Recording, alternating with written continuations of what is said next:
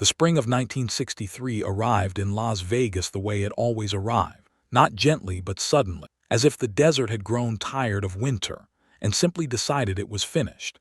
And Frank Sinatra stood at the window of his suite on the 14th floor of the Sands Hotel at 6 in the morning, watching the sun come up over the spring mountains while the city below him slowly shifted from its nighttime self to whatever it intended to be during the daylight hours, which was always something quieter and more honest than what it became after dark. And Frank had been awake since 4 because sleep had not come easily these past weeks, had not come easily since he had received a call from his longtime pianist and musical director, a man named Harold Stein, who had worked with Frank on and off for 11 years, and who had called from a hospital in Pasadena to say that the doctors had found something in his chest, and that the something was the kind of thing that changed all plans and expectations about how much time a person had remaining. And Harold had spoken about this with the careful understatement of a man who had spent his career interpreting the emotional register of other people's music,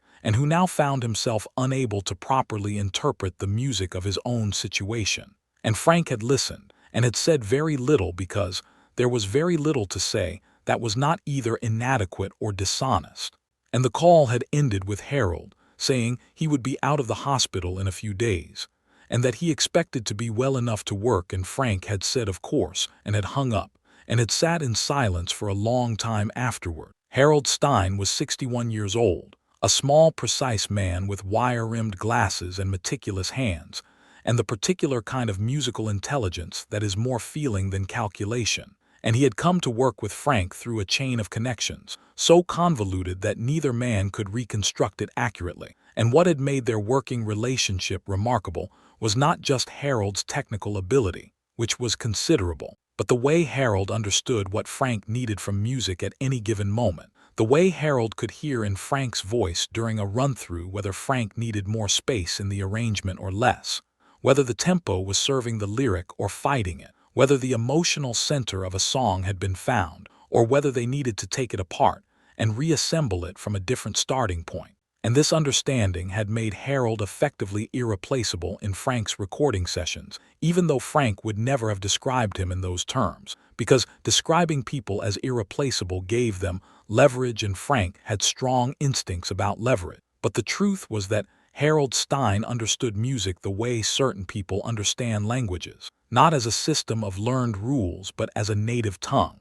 And that understanding had produced some of the finest recorded moments of Frank's career. The problem that Frank was sitting with at 6 in the morning looking at the spring mountains was not simply Harold's illness, though Harold's illness was real and serious and cast a shadow over everything. The problem was what Frank had learned 3 days ago from Harold's daughter, a woman named Patricia who was 32 and who had driven to the Sands specifically to speak with Frank, which itself suggested urgency. And Patricia had told Frank something that she had only recently discovered herself, which was that Harold had been quietly paying the medical bills of a former studio musician named George Albright, who had worked sessions at Capitol Records for 20 years, and who had developed a degenerative condition that had ended his career and consumed his savings. And Harold had been covering these bills for 4 years without telling anyone, not even his wife, routing the payments through a third party to preserve George Albright's dignity. And now Harold himself was facing medical bills that were beyond his means,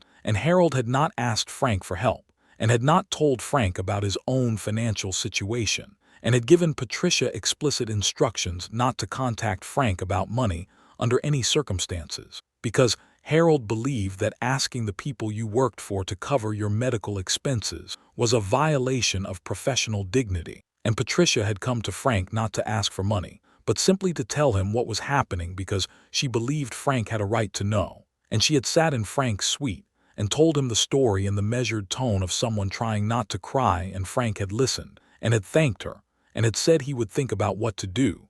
And Patricia had left, and Frank had spent the subsequent 3 days thinking about Harold Stein paying a sick musician's bills while hiding his own diagnosis. And the more Frank thought about it, the more it seemed to him like a very Harold thing to do, the act of a man who understood that music creates obligations between people that go beyond contracts and session fees.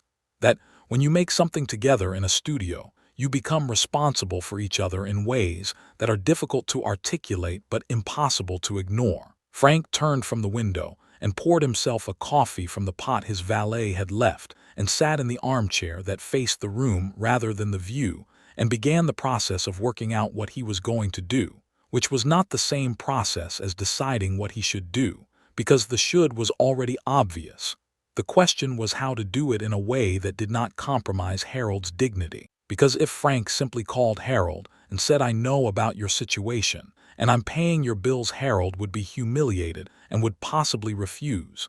And the refusal would create distance between them at precisely the moment when distance was the last thing either of them needed. So Frank had to find a different approach, a more oblique approach, something that gave Harold a way to receive help without the act of receiving diminishing him. And Frank was good at this kind of thinking, had spent his career navigating the complex social geometries of an industry where everyone needed something from everyone else, but nobody wanted to appear to need anything. And he understood that the difference between charity and solidarity was largely a matter of framing, that the same act performed without acknowledgement of the power differential between giver and receiver could be transformed from something that diminished the recipient to something that affirmed them. The solution Frank arrived at was elegant in the way that solutions are elegant when they solve multiple problems simultaneously, and it worked like this. Frank contacted Capitol Records through his own management and arranged for Harold Stein to be commissioned to write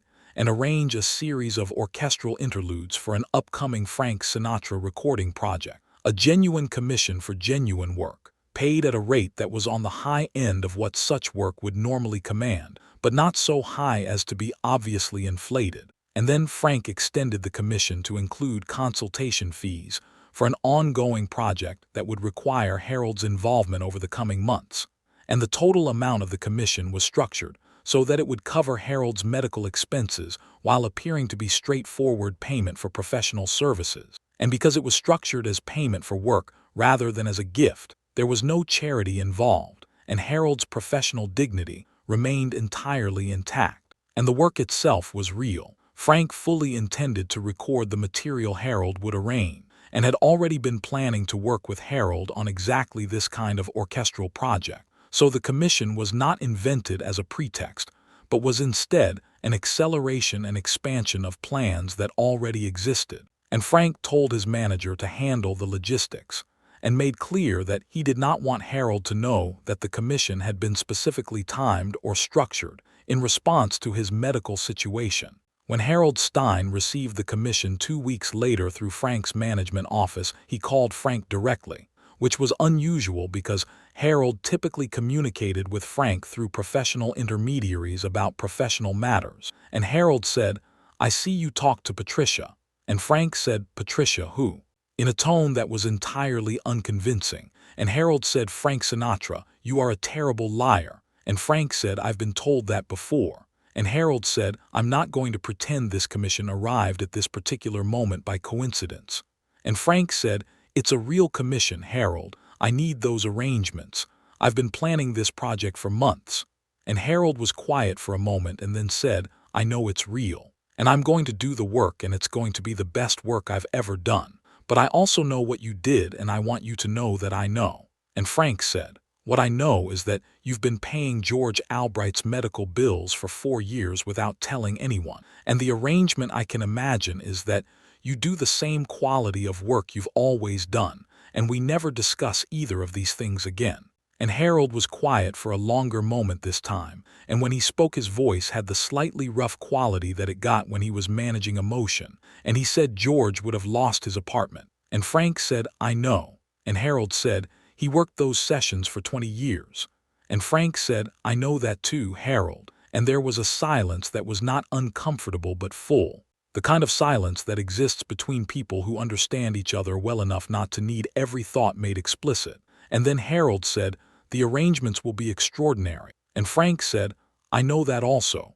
And they hung up, and Frank stood in his suite with the phone in his hand for a moment before setting it down, and he felt something he could not quite name, not satisfaction exactly and not pride exactly, but something adjacent to both, something that had to do with the recognition that when you use power in the service of dignity rather than in the service of yourself, The result has a particular quality that is different from other uses of power, a quality that is less like winning and more like doing something correctly. Harold Stein spent the following 4 months writing arrangements for what would become one of Frank Sinatra's most critically admired recordings, and the work Harold produced during those months had a quality that everyone who heard the sessions commented on, an emotional depth and orchestral sophistication that exceeded even Harold's previous high standard. And when people asked Harold about the work years later, he would say that he had written those arrangements knowing they might be among the last things he ever wrote,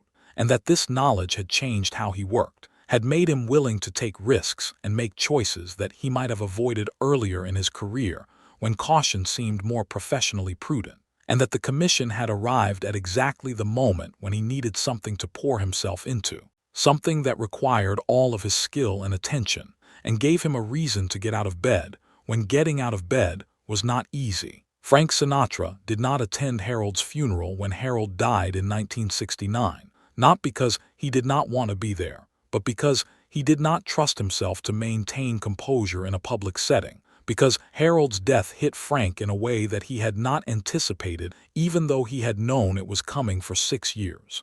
And Frank instead sent a long private letter to Harold's wife that his secretary typed, but that Frank dictated word by word over the course of an entire afternoon. And the letter spoke about specific sessions and specific moments and specific things that Harold had done that had made Frank's recordings better than they would have been without him. And Frank spoke in the letter about the day Harold had told him about George Albright's bills. And Frank wrote that this act had taught him something about what professional loyalty meant at its deepest level, had taught him that real loyalty was not about what you did when it was convenient, but about what you did when it cost you something, and that Harold had understood this in a way that very few people Frank had ever known had understood it.